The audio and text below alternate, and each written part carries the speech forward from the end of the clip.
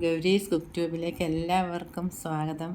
ഇന്ന് റവയും ഗോതമ്പൊടിയും വെച്ചിട്ടുള്ള ഉണ്ണിയപ്പം നമ്മൾ ഉണ്ടാക്കാൻ പോകുന്നത് വീഡിയോ കാണാം. പാത്രം നന്നായിട്ട് ചൂടായിട്ടുണ്ട്. ഇതിലേക്ക് എടുത്തു വെച്ചിരിക്കുന്ന 1 കപ്പ് റവയിട്ട് നല്ലപോലെ കൈവിടാതെ ഒന്ന് ഇളക്കി വറുത്തെടുക്കണം. തീ കുറച്ച് മീഡിയം ഫ്ലെയിം ആക്കിയിട്ടുണ്ട്. നല്ലപോലെ ചൂടായി കഴിയുമ്പോൾ റവയുടെ പച്ചമണം പോകും. അപ്പോൾ തീ ഓഫ് ചെയ്ത ശേഷം ഇറക്കി വയ്ക്കാം. ഇപ്പോൾ പാകത്തിന് മൂത്തിട്ടുണ്ട്. തണുത്ത ശേഷം മിക്സി ജാറിലിട്ട് നമുക്ക് പൊടിച്ചെടുക്കാം. റവ നല്ലപോലെ ഒന്ന് പൊടിച്ചെടുക്കണം. അതിനുശേഷം ഇടയൊന്നും വേണ്ട. ഉണ്ണിയപ്പത്തിനാകുമ്പോൾ കുറച്ച് തരിയും വേണം. ഇതേ കപ്പിൽ തന്നെ 1/2 കപ്പ് ഗോതമ്പൊടി ഇനി ചേർക്കുന്നത്. രണ്ടും കൂടെ നന്നായിട്ടൊന്ന് മിക്സ് ചെയ്ത് മാറ്റി വയ്ക്കാം. ഇനി ഉണ്ണിയപ്പത്തിന് ആവശ്യമായ 1 കപ്പ് ശർക്കര നമ്മൾ പൊടിച്ച് വെച്ചിട്ടുണ്ട്. ഇതൊന്ന് ഉരുക്കിയെടുക്കാം. 1/2 കപ്പ് വെള്ളം ഒഴിച്ച് നന്നായിട്ട് തിളച്ച് കഴിയുമ്പോൾ ശർക്കര ഉരുകാൻ തുടങ്ങും.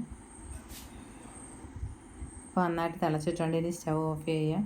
ഇനി ഇതിലേക്ക് ചേർക്കുന്നതിന് വേണ്ടി നല്ലപോലെ പഴുത്ത 5 പാളയംകുടം പഴം എടുത്തിട്ടുണ്ട്. ഇതിനി ഒന്ന് അരച്ചെടുക്കാം. പഴം വെള്ളം ചേർക്കാതെ വേണം അരച്ചെടുക്കേണ്ടുന്നത്.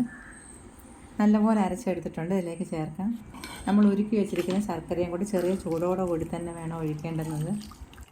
ഇനി കട്ട കുത്താതെ കലക്കി എടുക്കണം. നമ്മൾ ഇഡലി മാവിന് കോരി ഒഴിക്കുന്ന ആ ഒരു പരുവത്തിൽ കൂടെ 1/4 ടീസ്പൂൺ പൊടിയും കൂടെ ചേർക്കാം. പഴം അരച്ചെടുത്ത് ആ ജാറിൽ തന്നെ കുറച്ച് വെള്ളവും കൂടി ഒഴിച്ചൊന്ന് അടിച്ചെടുത്തിട്ടുള്ളതായത്. വെള്ളം പോരാന്നുണ്ടെങ്കിൽ കുറച്ച് വെള്ളം കൂടി ഒഴിക്കാം, ഇല്ലെങ്കിൽ പാലൊഴിച്ചാലും മതിയാവും. ഇങ്ങനെ കലക്കി വയ്ക്കുന്ന സമയത്ത് നമുക്ക് നെയ്യോ ഏലക്കാപ്പൊടിയൊക്കെ വേണമെങ്കിൽ ചേർക്കാം, ഇല്ലെങ്കിൽ അവസാനം ചേർത്താലും മതി. ഇനി 3 മണിക്കൂർ നേരത്തേക്ക് ഒന്ന് അടച്ച് വയ്ക്കാം. നമ്മളിത് കലക്കി വെച്ചിട്ട് 3 മണിക്കൂർ കഴിഞ്ഞിട്ടുണ്ട്. ഇനി ഇതിലേക്ക് ഏലക്കയുടെ അരിയും പഞ്ചസാരയും കൂടെ ചേർത്ത് പൊടിച്ച് 1/2 ടീസ്പൂണാണ് ചേർക്കുന്നത്.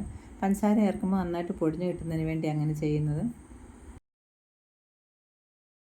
ഇനി നമുക്ക് കുറച്ച് എള്ളും ജീരകവും തേങ്ങ തിരുവയും കൂടെ വറുത്തെടുക്കുന്നുണ്ട്. അതിന് വേണ്ടി 3 ടേബിൾ സ്പൂൺ നെയ്യാണ് ചേർക്കുന്നത്. അപ്പോൾ ആദ്യം നമ്മളിത് നെയ്യൊന്നും ചേർത്തിട്ടില്ല. നെയ്യ് ചൂടായി കഴിയുമ്പോൾ ഇതിലേക്ക് 1/2 ടീസ്പൂൺ ജീരകം ചേർത്ത് പൊരിഞ്ഞ ഉടനെ കഴുകി ഉണക്കി വെച്ചിരിക്കുന്ന 1 ടേബിൾ സ്പൂൺ എള്ള് ചേർത്ത് അതും പൊരിഞ്ഞ ഉടനെ നമ്മളിതിലേക്ക് 2 ടേബിൾ സ്പൂൺ തിരുവിയ തേങ്ങയാണ് ചേർക്കുന്നത്. തേങ്ങ ചുവക്കുന്ന വരെ വറക്കണ്ട. ഗോൾഡൻ കളർ ആകുന്നതിന് കുറച്ച് മുന്നേ തന്നെ സ്റ്റൗ ഓഫ് ചെയ്തെടുക്കണം. ഗോൾഡൻ കളറൊന്നും ആയിട്ടില്ല. അതിന് മുന്നേ തന്നെ നമ്മൾ തീ ഓഫ് ചെയ്തെടുത്തിട്ടുണ്ട്. ഈ പാകത്തിന് മൂത്താൽ മതി. എള്ളും ജീരകവും ഒക്കെ നമ്മൾ ഉണ്ടാക്കുന്ന സമയത്തെ വറുത്ത് ചേർക്കാവുള്ളൂ. ആദ്യം ഒഴിച്ച വെള്ളമേ ഉള്ളൂ, രണ്ടാമത് നമ്മൾ വെള്ളം ഒഴിച്ചിട്ടില്ലേ. വെളിച്ചെണ്ണയില ഉണ്ണിയപ്പം ഉണ്ടാക്കുന്നത്, നെയ്യിലും ഉണ്ടാക്കാം.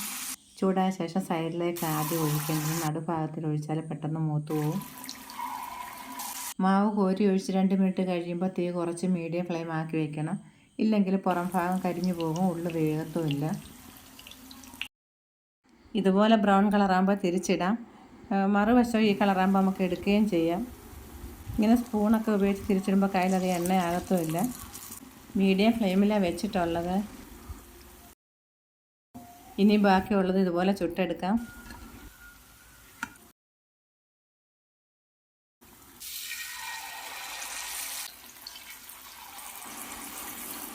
എല്ലാം ചുട്ടെടുത്തിട്ടുണ്ട്. ഉണ്ണിയപ്പത്തിന് മയവും അതുപോലെ നല്ല രുചിയും ഉണ്ട്. നെയ്യുടെയും ഏലക്കയുടെ ഒക്കെ. കുറച്ച് പഞ്ചസാര തൂവിയിടാം. മറ്റൊരു വീഡിയോയുമായി വീണ്ടും കാണാം. എല്ലാവർക്കും നന്ദി, നമസ്കാരം.